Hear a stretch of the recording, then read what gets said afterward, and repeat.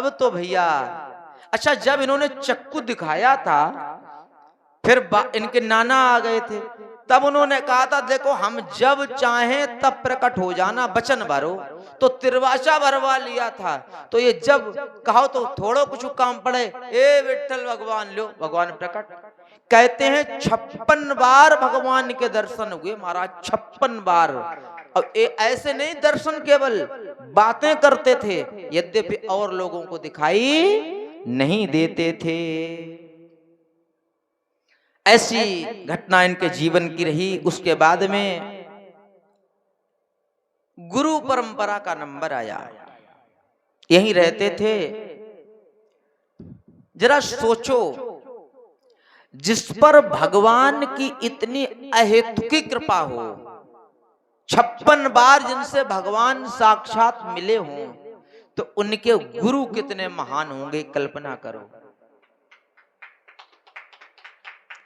इनके गुरु का नाम है श्री विसोबा खेचर। और विसोबा खेचर कैसे नाम था? विसोबा खेचर की पूरे भक्तमाल में साहब महिमा का वर्णन नाभादास जी ने नहीं किया, छोड़ ही दिया। क्यों? उनकी तो इतनी महिमा है, इतनी महिमा है कि नाभादास जी यानी कि साक्षात ब्रह्मा जी भी उसको लिख न सके, इसलिए छोड़ दिया। बोले नामदेव से ही काम चलाओ। मतलब गुरु के शिष्य तीसरी पीढ़ी है ये। समझो आप कितनी बड़ी विसोबा खेचर की महिमा होगी। तो कौन कहता है कि गुरु की महिमा को कोई पार पा सकता है? पार पा सकते हो? अरे भैया, सबके गुरु हैं, किसी के कहीं हैं, किसी के कहीं हैं। अब मुझे हमने अपना भजन लिखा था अपने गुरु के लिए, एक भजन याद आ गया है, जरूर सुन लो। अरे सतगुरु तुम्हारे प्रेम ने जलवा दिखा दिया, सतगुरु तुम्हारे प्रेम ने जलवा दिखा दिया, सतगुरु प्रेम ने जलवा सिखा दिया, सतगुरु तुम्हारे प्रेम ने।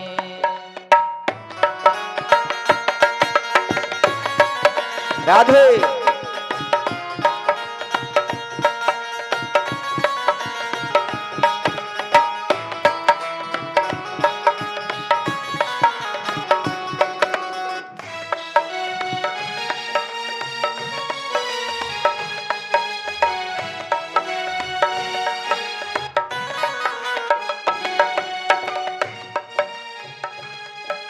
सतगुरु तुम्हारे प्रेम ने जलवा दिखा दिया, सतगुरु तुम्हारे प्रेम ने जलवा सिखा दिया, सतगुरु तुम्हारे प्रेम ने जलवा दिखा दिया। और बुझते हुए भी दीप को, बुझते हुए ही दीप को फिर से जला दिया, बुझते हुए ही दीप को फिर से जला दिया, सतगुरु तुम्हारे।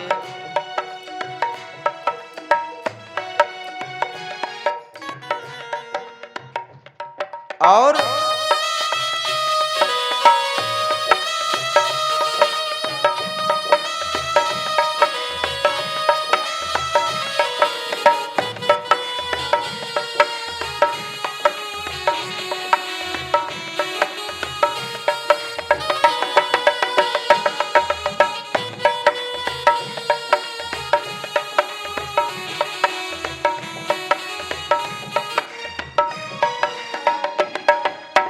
भक्त कह रहा है बांधे था गठरी पाप की अपनी शीश पर, बांधे था गठरी पाप की अपने शीश पर। अगर कोई कहे कि मैंने जीवन में पाप नहीं किए हैं, ऐसा असंभव है। कोई ऐसा नहीं है जिसने पाप ना किए हो। बांधे था गठरी पाप की अपनी शीश पर,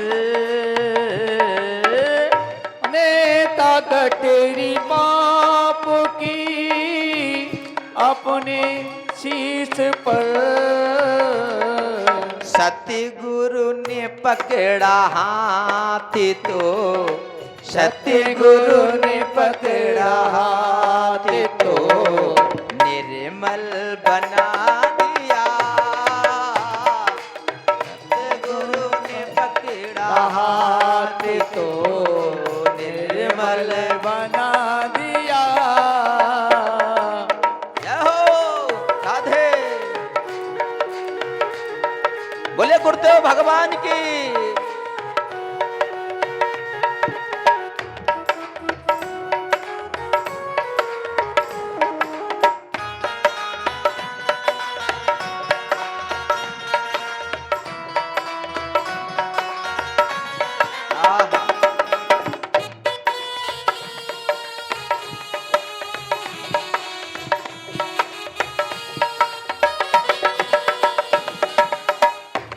प्यारे, मैंने आज के संभवतः तीसरे दिन महर्षि वाल्मीकि की कथा सुनाई थी। रत्नाकर डाकू थे और नारद जी गुरु बन गए। हाथों में क्या था? पंक्ति के माध्यम से सुने। खंजर लिए था हाथों में दौलत कमाने को, खंजर लिए थे हाथ में दौलत कमाने को। खंजर कहते हैं तलवार को। खंजर लिए थे हाथ में दौलत कमाने को, और हाथ में दौलत कमाने को। सतगुरु ने पकड़ा हाथ तो, सतगुरु ने पकड़ा हाथ तो माला दिया। सतगुरु ने पकड़ा हाथ तो माला थमा दिया। जय हो। ताली बजाते हुए भाव से।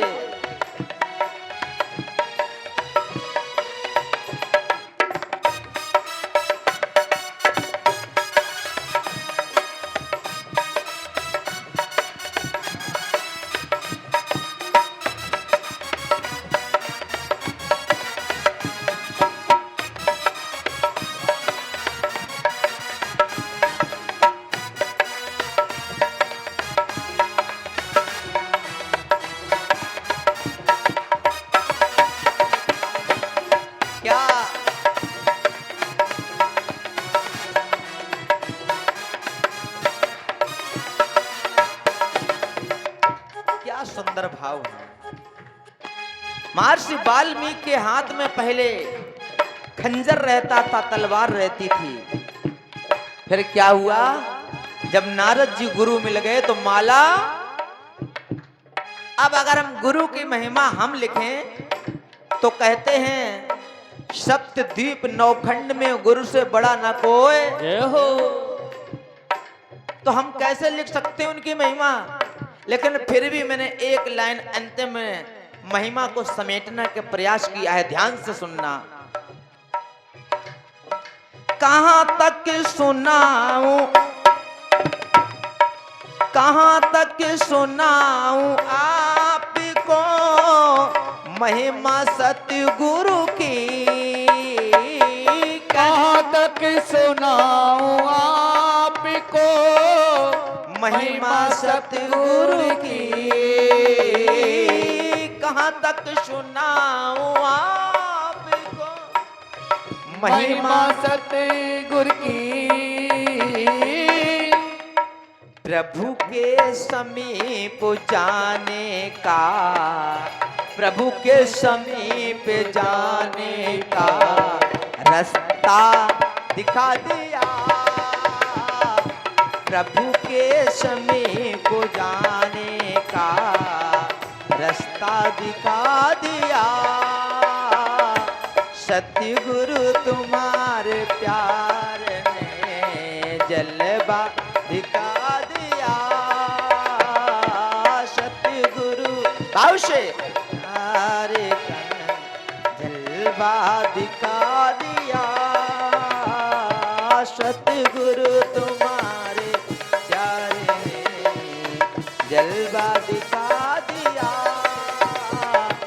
पूजते हुए भी दीप को से जला दिया, सतगुरु तुम्हारे प्यार ने जलवा दिखा।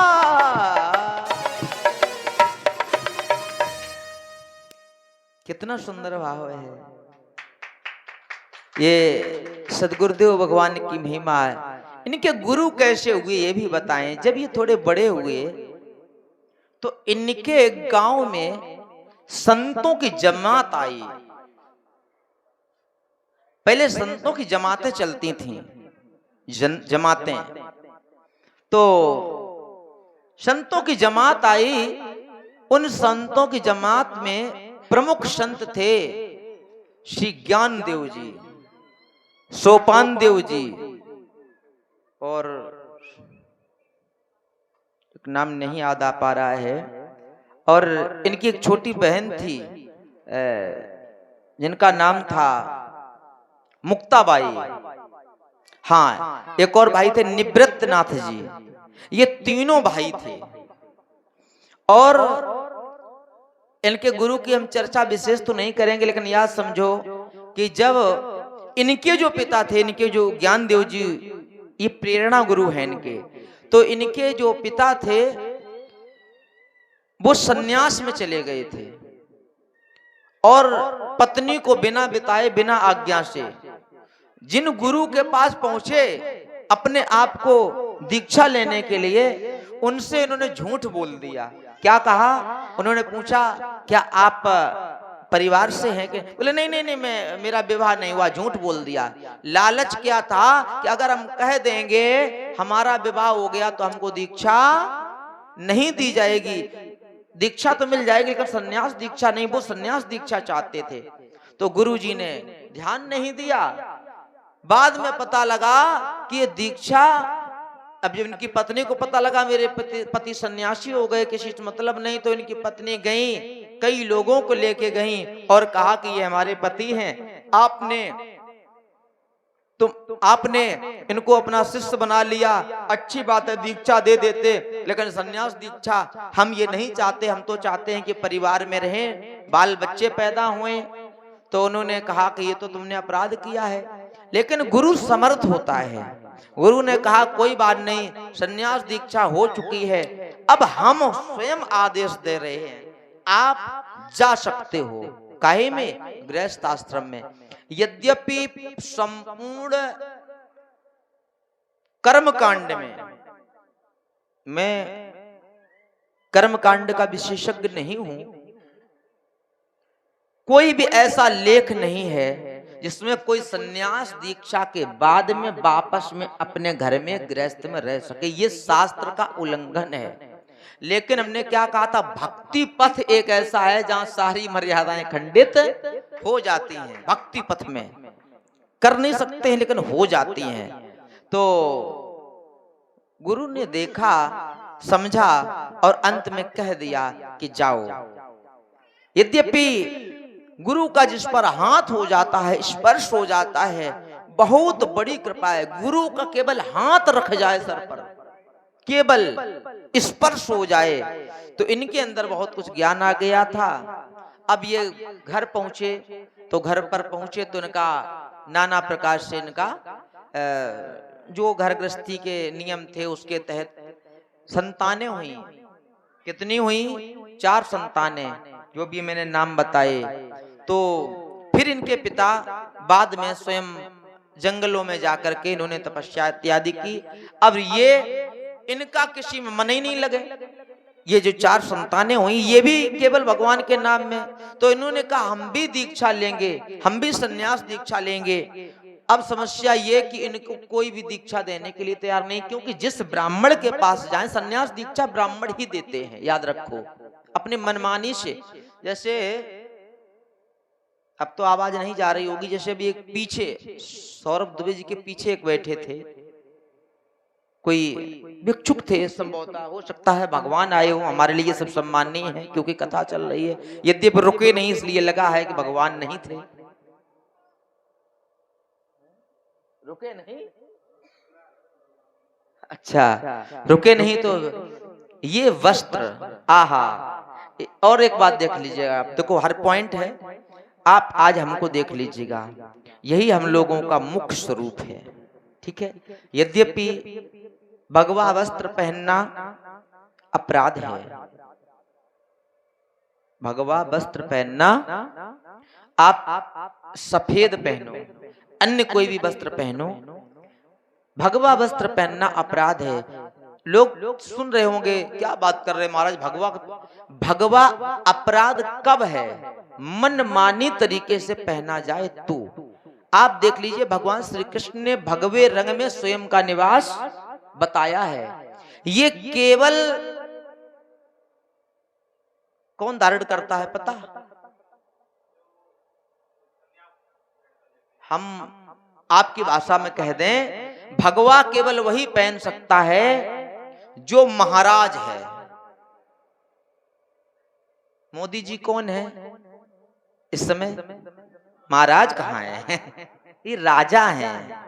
राजा भी भगवा नहीं पहन सकता है, क्योंकि राजा जो होता है माया मोह से लिप्त रहना पड़ता है। और जो महाराजा होता है, जहां राजा भी जिनके चरणों में झुक जाएं, वो महाराजा होता है। और महाराजा वही होता है जिस पर धन नहीं, राधा नाम या राम नाम या कृष्ण नाम जैसा परम धन हो, वो महाराजा होता है, वो महाराजा होता है। और महाराजा अपनी मर्जी से नहीं व्यक्ति बनता है, नाम कमा सकता है, लेकिन जब तक दीक्षा नहीं, अभी हाल प्रसंग लेके चल रहे थे, अभी पहुंच रहा हूं वहीं पर। तो महाराजा जो है ये केवल वही बनता है जिस पर भगवान की कृपा होती है, और गुरु जिस पर हाथ रखे। गुरु भी हमने बताया 4 संप्रदायों के अलावा दीक्षा नहीं है। फिर है मनमानी है, जो कलयुग के आधार पर अपने आप प्रकट हो गए हैं पंथ, उनके आधार पर। तो हुआ क्या, इन्होंने सोचा कि हम तो और कुछ करेंगे नहीं, चारों लोगों ने सोचा हम लेंगे सन्यास दीक्षा। तो सन्यास दीक्षा के लिए वहां जो लोकल में जो पंडित जी वगैरह थे उनसे पूछा गया, बोले हम सन्यास दीक्षा लेना चाहते हैं, कहाँ जाएं? तो कहा, बोले फला पंडित जी के पास जाओ, फला गुरु जी के पास जाओ। तो भैया उनके पास गए, उन्होंने कहा महाराज मुझे सन्यास दीक्षा चाहिए। उन्होंने कहा नाम बताओ, पिता का नाम ये वो। अच्छा, कोई सन्यास लेकर के बाद में गृहस्थ में प्रवेश हो जाए, फिर उसकी चर्चाएं ज्यादा फैलती हैं, बदनामी ज्यादा फैलती हैं। तो उनकी पिता के पूरे क्षेत्र में बदनामी हो चुकी। बोले देखो सन्यासी होके बाद में फिर घर गृहस्थी में आ गए। तो कोई भी ब्राह्मण इनको सन्यास दीक्षा देने के लिए तैयार नहीं था। यद्यपि उनका अपराध नहीं था ब्राह्मणों का, क्योंकि शास्त्र विरुद्ध था, लेकिन शास्त्र आज्ञा में भक्ति भाव को भी देखा जाता है, भक्ति भाव को नहीं देखा। इनके अंदर भक्ति भाव चारों लोगों के अंदर थी। अंत में ये कहा, यदि पैठण, जैसे काशी सुना है ना, काशी में विद्वानों का गढ़ है, हमारे रामानंद जी वहीं पर रहे। तो इसी प्रकार से पैठड़ पड़ता है, मोबाइल पे देखिएगा मिल जाएगा आपको, पैठड़ धाम है। तो कहा अगर पैठड़ के उस समय सबसे बहुत बड़ा मंच था ब्राह्मणों का, सन्यासियों का, कि यदि वहां के लोग तुमको दीक्षा दे दें तो निश्चित रूप से हम, अगर वो आदेश दे दें, मतलब वो आपको अपराध मुक्ति कर दें। जैसे नहीं कहते हैं कि जैसे कोई व्यक्ति का जैसे किसी आर्मी में ज्वाइनिंग हो तो वो क्या कहते हैं, मेडिकल सर्टिफिकेट चाहिए, है ना डिम्पल बहन जी आप बता रही थी। कोई दांत आंत वगैरह भी अगर गड़बड़ होता है तो वो भी समस्या हो जाती है, हड्डी पड्डी टूटी लिया नहीं जाता। इसलिए एमबीबीएस डॉक्टर अगर लिख दे तो उसको स्वीकार कर लिया जाता, हाँ ये बिल्कुल निरोगी है, ठीक। इसी प्रकार से सन्यास दीक्षा के लिए बोले पहले प्रमाण पत्र बनवा के लाओ। तो सब पहुंचे पैठड़ में। पैठड़ में भैया सबने पूछा क्यों नहीं दे रहे हैं ये वो सब, तो बताया, उन्होंने छुपाया कुछ नहीं, बता दिया। बोले तुम्हारे लिए कोई भी दीक्षा का विधान नहीं है। तो उन्होंने उपहास किया। देखो ज्ञान का अहंकार हो जाता है भैया, ज्ञान का भी अहंकार हो जाता है। सुन लो ये बहुत अच्छी बात है, आगे थोड़ी देर बाद तो फिर रंगारंग चल जाएगा, क्योंकि कहीं ये भजन कहीं वो भजन। देखो आके कथा तो वास्तविक थोड़ी वैसे ही रहती है ना। अभी थोड़ी देर बाद कोई रिश्तेदार आएंगे शक्ल दिखाने, कोई कुछ आएगा कोई कुछ आएगा, तो फिर तो हम यही लग जाएंगे। अब सुनो ध्यान से, इन्होंने कहा पैठड़ में, तो पैठड़ में लोगों ने इनका अपमान किया। हाँ बहुत बड़े पुजारी बने, बाप को ऐसो, तुम्हारे बाप ऐसे थे वैसे थे, दुनिया की बातें होने लगी। तो उन्होंने मना कर दिया। उन्होंने ये कह दिया कि आप अपराधों से मुक्त हो जाएंगे, मैं विजय पत्र लिख दूंगा, विजय का मतलब है प्रमाण पत्र लिख दूंगा, लेकिन शर्त है क्या? बोले धरती को भी, कुत्तों को भी, गधों को भी, मच्छरों को भी धरती में लेट लेट के प्रणाम करो। अब बताओ पूरे देश के कुत्ता कितने हैं, ना उनको कोई प्रणाम कर पाएगा। पूरे देश के गधा कितने हैं, मतलब कहने का मतलब उपहास की भी एक चरम सीमा को लांग गए। तो उन्होंने कहा ठीक, मतलब मना नहीं किया। देखो इसको भक्ति योग कहते हैं। वे प्रसन्न हो गए कि कम से कम मिलेगा, तो मर जाऊंगा तो मर जाऊंगा, हम अपना कार्य। तो वहीं सामने से गधे वगैरह जो थे खच्चर अच्चर प्रणाम करने लगे।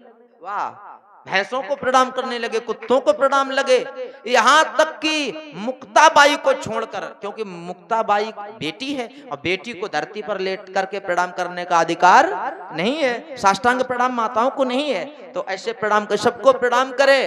तो भैया सब लोग और उपयास करने लगे, ये देखो ये देखो। एक लोगों ने सिर्फ मुस्कुराते हुए कहा इधर आओ, इधर आए, क्या नाम है तुम्हारा? बोले मेरा नाम ज्ञानदेव है। ओ हो ज्ञान दो। देखो साहब मजाक की भी एक सीमा है।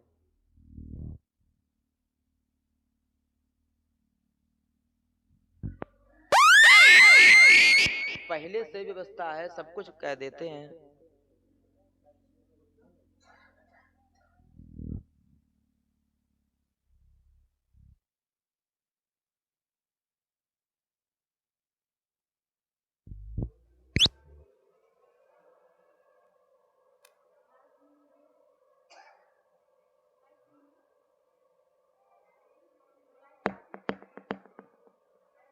बोले वृंदावन बिहारी लाल की।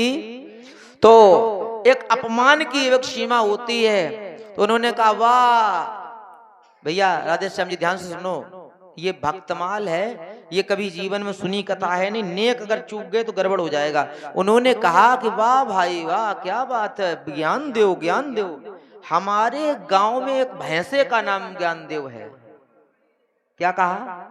भैंसे का नाम ज्ञानदेव है। कहीं तुम भैंसे तो नहीं हो?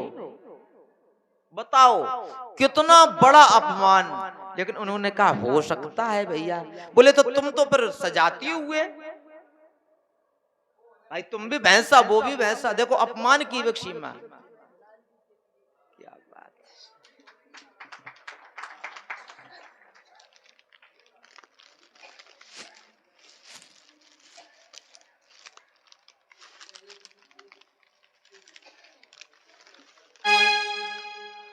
वाह भाई मेरे अब भगवान जी के लिए झूला भी आ गया है। एक बार ताली बजाओ बहन जी के लिए, बहुत बहुत धन्यवाद।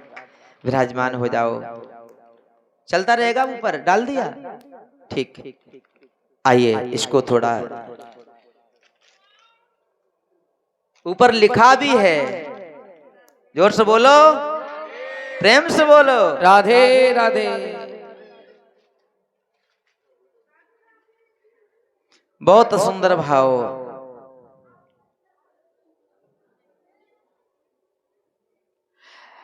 कहा कि तुम तो सजाती हो गए भैया। बोले ये भी वैसा और मेरे गांव का भी वैसा, ज्ञान दो। अब ये मजाक चल रही है। तो उन्होंने कहा एक काम करो, जब भाई भाई हो तो फिर साथ साथ रहो। बोले तुम क्या कर सकते हो, बोले तुम क्या कर सकते हो, दोनों से पूछा। तो बोले कि हमारे गांव का वैसा तो ऐसे करता है, अभी आवाज दूर दूर तक जा रही होगी साहब। ये है भक्तमाल, सब कुछ करना पड़ता है, मियाऊ मियाऊ भी करना पड़ता है, रेंकना भी पड़ता है। तब कहीं लोग घर में घुसेंगे, कहेंगे कि अब आश्रम में कोई भैंसा साढ़ तो नहीं घुस गया है, तब लोग निकल के आएंगे, बोलो राधे राधे राधे राधे। उन्होंने की, लेकिन हुआ क्या कि तुम कैसे बोलते, बोले हम ऐसे नहीं बोलते। बोले कैसे बोलते, तो उन्होंने कहा ओम भूर्भुवः स्वाहा। बोलो बोलो,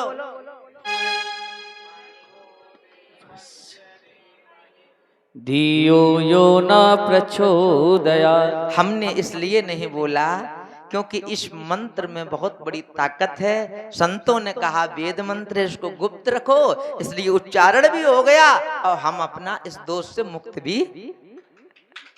क्यों साहब, ठीक है। हाँ, तो वो मंत्र बोलते थे। बोले तो अगर तुम भाई भाई हो तो इसको बुलवा के दिखाओ। बस सब कमाल हो गया। ज्ञानदेव जी गए, मुस्कुरा करके ठाकुर जी का ध्यान किया और हाथ रखा उस भैंसे पर।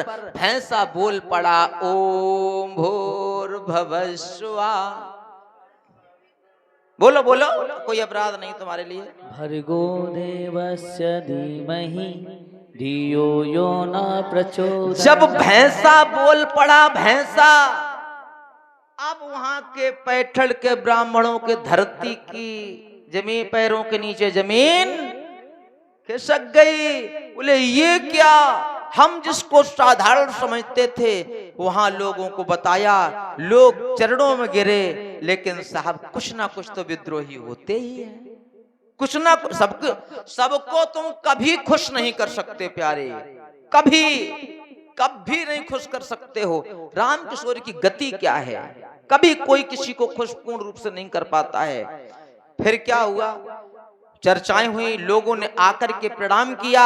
यहाँ तक कि वहां के जिन ब्राह्मणों ने रोका उनको भी प्रणाम, उन्होंने भी आकर प्रणाम किया और बिना सोचे समझे उनको सन्यास के लिए प्रमाण पत्र दे दिया। वहां से चलने वाले थे, एक माया था,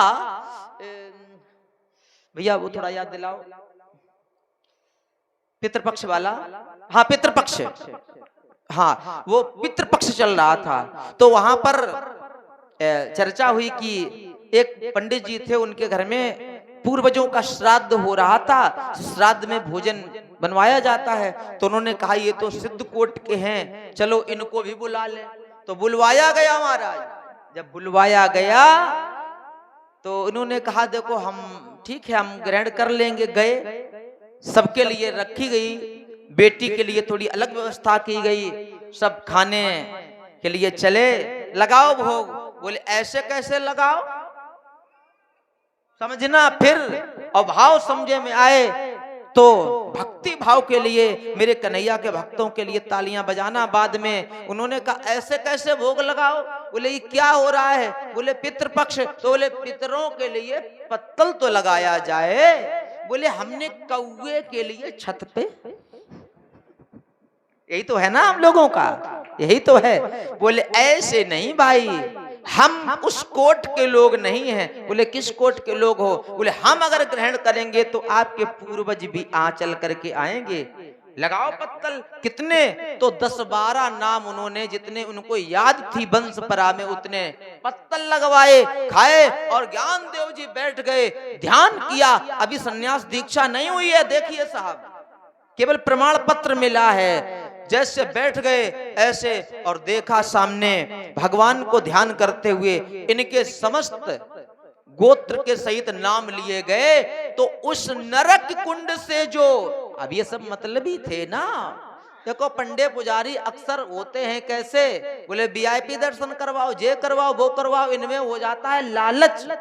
हम तुम्हें सच बता रहे, हमारे अंदर भी लालच जागृत हो जाता है। जब ये देखो, जैसे ये फलना चढ़ाओ इनने, तो हम यहाँ देखते रुपया कितने चढ़ाए। अब मतलब ये मेरी बात नहीं है, अक्सर सभी कथावाचकों की बात है।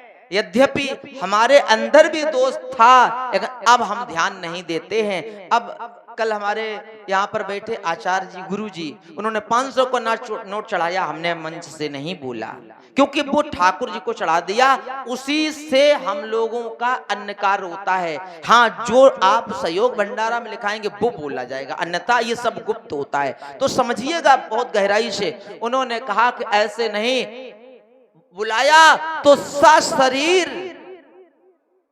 उनके पूर्वज आए, बैठ के पत्तल में जिमाया, खाया और उनको वहीं पर भेज दिया।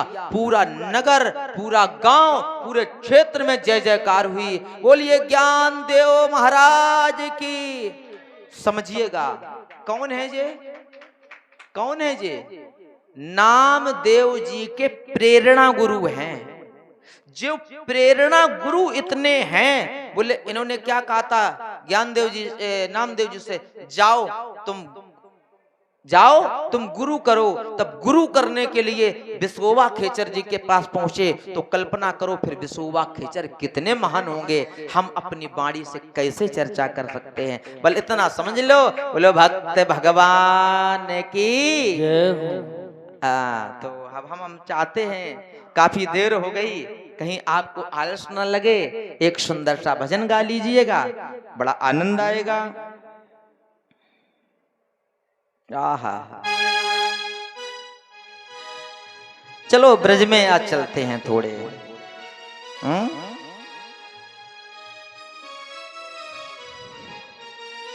हमारे पवन भैया जी और हमारे केशारी भैया जी उपस्थित हुए हैं, बहुत बहुत धन्यवाद, आप आए हैं, बहुत सुंदर भाव है। चलते हैं हम आप लोग सीधे बाल लीलाओं की तरफ। भगवान श्री कृष्ण का एक सुंदर सा भजन होगा, उसके बाद हम आगे की कथा में प्रवेश करेंगे। और हमारा प्रयास ये है कि आप लोग सब लोग गुनगुनाइएगा, ठीक है। गोपियां